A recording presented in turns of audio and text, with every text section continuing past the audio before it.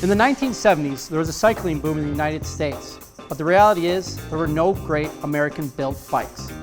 So, two visionaries, one from Milwaukee, one from Madison, saw an opportunity, and they ended up creating a global phenomenon that today is known by the name Trek. This iconic brand got its start nearly 50 years ago in the place it still calls home, Waterloo, Wisconsin, right here in Jefferson County. It started in Waterloo in the barn that's only a few blocks away from where our HQ is now. You know, over 80% of our employees in the paint shop come from Jefferson. It's near all different industries, whether going to Milwaukee or Madison or industries here in Jefferson. And there's so much opportunity, and it's just a great area to raise kids. We have 2 young children. Everything we need is right here. We go kayaking in the summer, and we do it as a family. It's nice to have the Rock River so close to us, and cycling is something we can do as a family, and we have really nice trails. Glacier Drumlin Trail and the Interurban Trail, those are our favorites.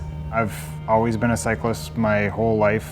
Everyone has a different reason for why they're drawn into cycling, whether it's for sort of the utility of being able to commute in cities, or if it's for the recreation and being able to get outside and sort of find yourself and be able to spend time with yourself or with your friends.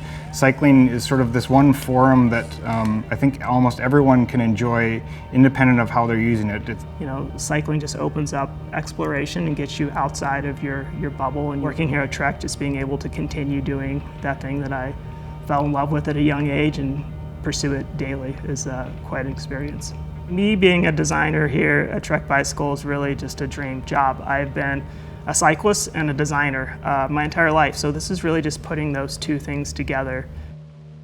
A lot of times with the techniques, we might come up with something, you know, maybe we're looking at inspiration from nature or painting or something, and we'll take that to the painter and say, is there a way we can achieve this? And they'll come back and they might, you know, have a tube and say, oh, here's, you know, some different techniques and things we can do.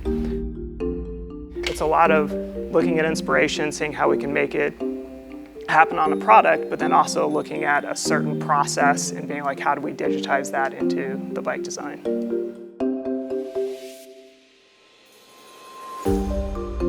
Yeah, so here we have an early prototype of some of the crystal development that we did, which again is a very experimental process. We'd seen these really interesting crystal-like shapes in paint, wanted to see how we could achieve that. We even went to, you know, kind of trial and error phase of just going down to the local hardware store to get some fertilizer, because we knew that was one of the reactive agents in this.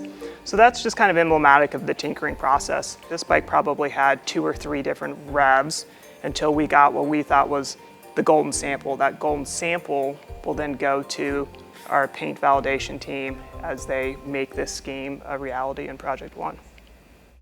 Project One is our bicycle customization program. So it really allows the rider to get their dream bicycle.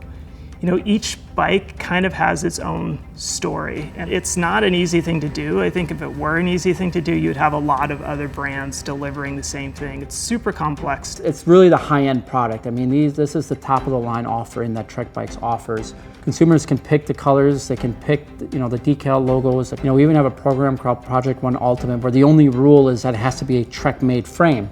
And it's become a huge global phenomenon. I mean, we ship literally to almost every country in the world. You know, you're walking on the streets in Tokyo, and here's this, you know, this person just riding their bike, and you see it, it's like, you know, and you see the artist signature on the bike, and it's like, that came from our shop. Like, you know, here I am, you know, thousands of miles away from home, and here's our product that we made here in Waterloo. So, great sense of pride, and they're beautiful. I mean, look at them. They're beautiful pieces of art that, you know, who wouldn't take pride in seeing their work, you know, in another country or anywhere else for that matter. But I mean, the detail that goes in a bike, it's not nothing you can real quick, you know, paint it one color and it's out the door. It's a big process. It's a long process.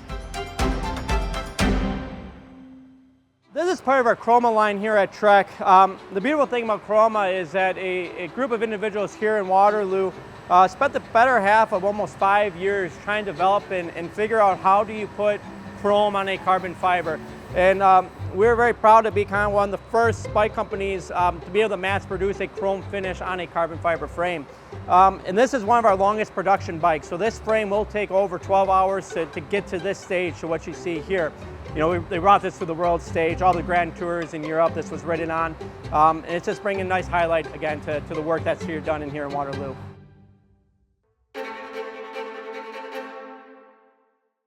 I'll go back to last year in the Tour de France, and one of our riders, his name is Ciccone, he won the King of the Mountain. He was leading the King of the Mountains. He was unexpected. We didn't expect it. No one on our race team expected it. And all of a sudden he took the lead and he was holding on to the lead. So we're going into the final week of the Tour de France.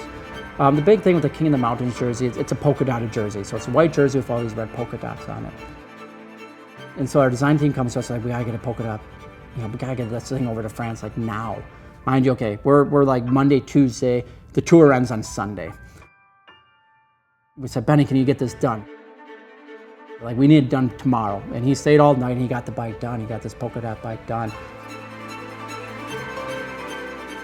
And come Sunday, riding down the Champs-Elysees, here's Ciccone in his beautiful, brand new, polka dotted bike.